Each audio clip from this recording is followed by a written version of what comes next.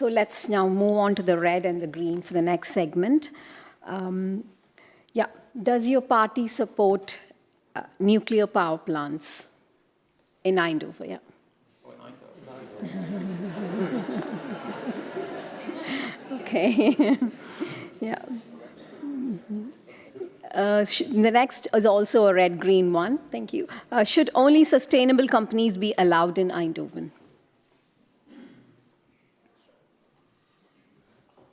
Thank you. Yeah.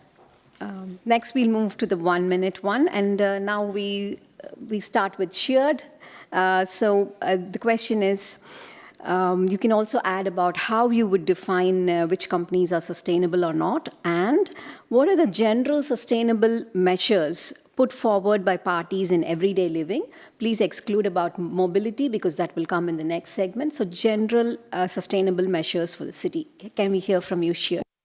Yeah, sure. Well, I think, and that's also why I put the red in the air. First of all, yes, of course, you want to have a sustainable economy and you have to work towards that.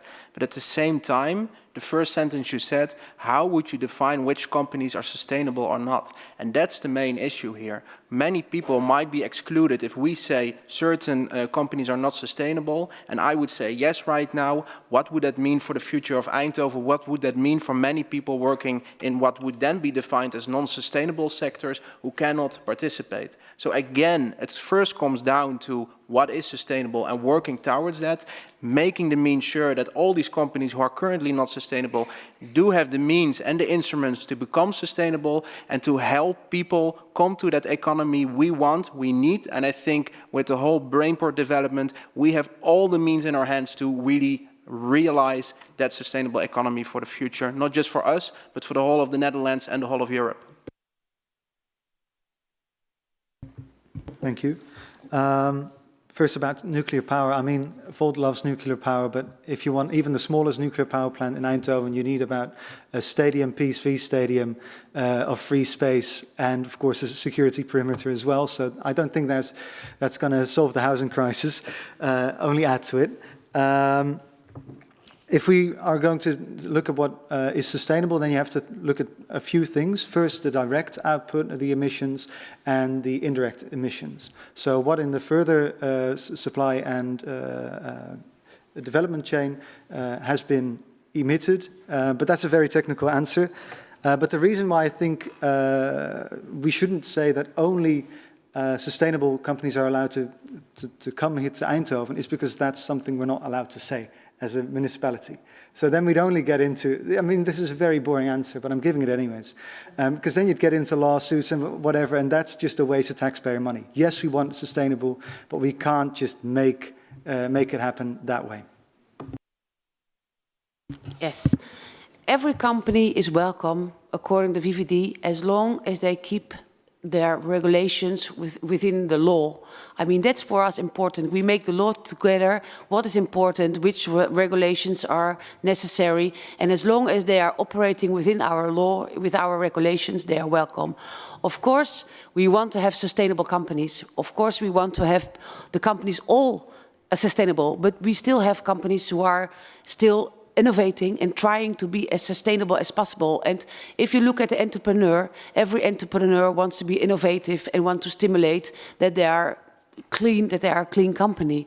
So I think instead of talking too much about who's sustainable, who's not sustainable, for us it's important, are they confirm the regulations? Yes. Good. And at the same time, as a government, we have to stimulate innovations. We have to put money to it if necessary.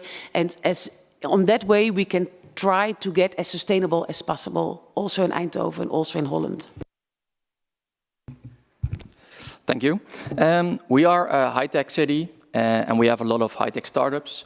And a lot of those startups are not sustainable at the beginning, but they are working towards a goal, which is sustainability. So we want those startups to be here in this region.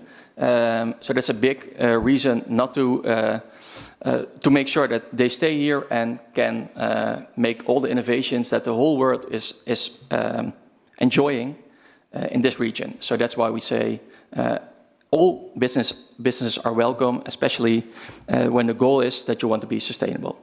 Also, we should not decide as a government, as a municipality, who can stay in Eindhoven. Everyone is welcome, all businesses are. But something that has not been said yet, but which is really important for sustainability is, of course, green and green spaces. So we should invest in more parks. We bought the Wielerwaal a couple years ago. I hope you've all been there. It's a great new park in Eindhoven. So that's also important. Yeah, just like Chad said, what's sustainable? I grew up in a small village in the north, more north in the Netherlands, and there was a farmer who put his manure a different way on his land than the injection method described by the law. And his way was proven to be much more sustainable than what the law subscribes. But he came by judge because, of course, he got caught. And the judge said, yeah, I see your way is more sustainable, but the law is the law. And we have to prevent that, because if we define the wrong way what sustainability is, then we get the opposite effect for what we directly want. Yeah, we're all talking about rules and laws, but the climate crisis is now, and it's doing really much harm already in all over the world. In different countries, people are really harming from climate crisis, but also here in the Netherlands and here in Eindhoven. People are breathing dirty air of polluting industries, and we think we have to stop that for the health of people, the health of the planet, and the health of nature. And we actually have to take all the instruments to do so. So the last years we took lots of climate actions, and we actually can stimulate companies to be more sustainable. We decide about which companies we host on our industry complexes. We have millions of euros to help companies to be more sustainable. And we also help people themselves to make their home more sustainable, so that it's not only good for the planet, but also for the people themselves. I can talk a lot about this because I'm really passionate, but I see the red sign, unfortunately. Yeah, Bina, nuclear energy, big question. We're not against nuclear energy, but we think if you want to do it, you must do it regionally. Because BrainPod proves that if you work together, you get a lot more done. And nuclear energy should be a benefit then for all the municipalities in the region. Sustainable companies, we're not restricting Eindhoven to only sustainable companies, because that would mean loss of jobs.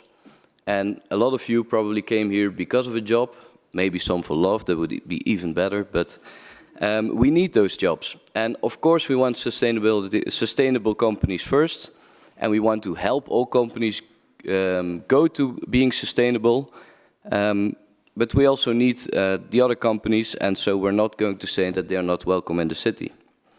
And also a big problem is net congestion. If you want to be sustainable, you need to be on electricity, and if we don't have that electricity, that's a major problem. So we want to tackle that first. Thank you. Well, thank you. I think we need to ask ourselves the question, how will Eindhoven look if we not set a halt to all the companies? And they will keep polluting Eindhoven, but also in the world. And we have to be strict. If we're not as strict, nothing will change. And if you want to stop the climate crisis, you have to make some bold moves. And at this moment in Eindhoven, we keep looking away because our economic growth is much important and it's the higher purpose, but not for us. Because the system we have now leads to inequality and exploitation of people, but also of our planet Earth. And we've waited too long. There's not much time left anymore. So we need to make these moves now and set strict rules against these companies. Thank you. Thank you, Eugenia.